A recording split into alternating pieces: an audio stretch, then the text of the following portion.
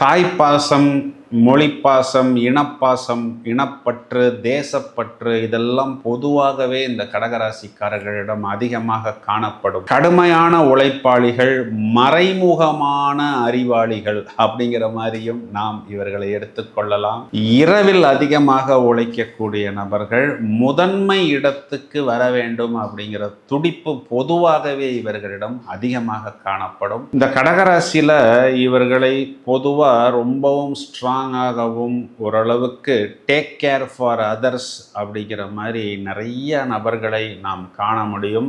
நிறைய பாக்கியங்களை இவர்கள் அடைவார்கள். ஏன் அப்படின்னா அந்த பாக்கியத்தை குறிகாட்டக்கூடிய குரு ராசியில் உச்சமடைகிறார்.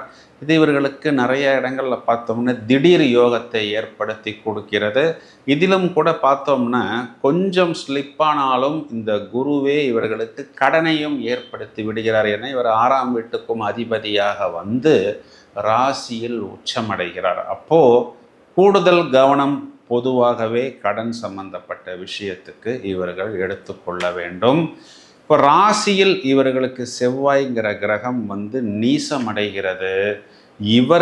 இவர்களுக்கு 5ஆம் இடத்தில் போய் நீசமடைகிறார். அப்போது 5ஆம் இடம் குறிகாட்டக்கூடிய பூர்வீகம், லவ், காதல் சம்பந்தப்பட்ட விஷயங்களில் அதிகமாக விட்டு கொடுத்து போகக்கூடிய நபர்கள் இந்த கடகராசிக்காரர்கள் தான். இவர்களுக்கு 5ஆம் அதிபதி செவ்வாய்